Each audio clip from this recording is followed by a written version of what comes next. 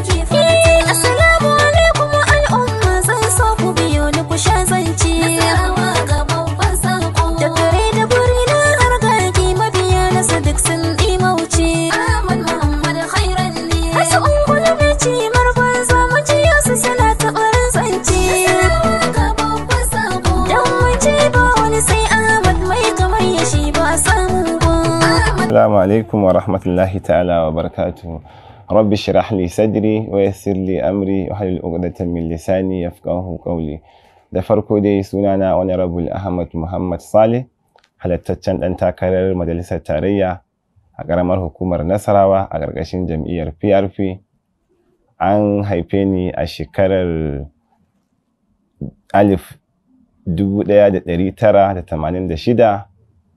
a unguwar Tudun Wada.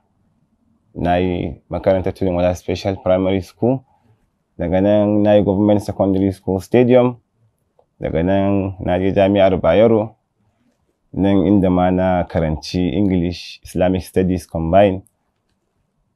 Na yi saukar Alƙur'ani a shekarar 2002. Na yi gwagwarmayar rayuwa kala-kala, na yi kasuwanci, na yi fatauci ƙasa zuwa ƙasa, wanda daga bisani na zo na shiga aikin ɗamara na jami'in tsaro na farin kaya.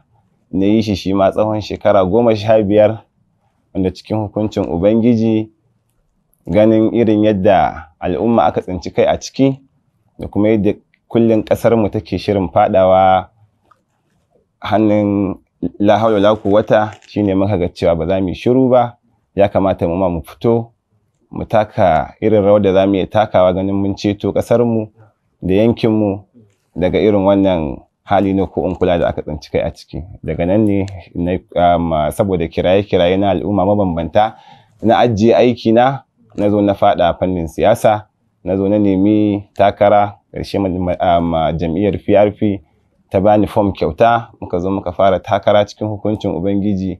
Wasu dai sun ɗauka mun zo mu tada ƙura ne, amma ni tun da na fara har izuwa yau ɗin nan ban taɓa tunanin cewa na zo mu tada ƙura ba ne, saboda ai ko da yaushe gaskiya ce a saman ƙarya. So Allah kuma baya goyon bayan zalunci.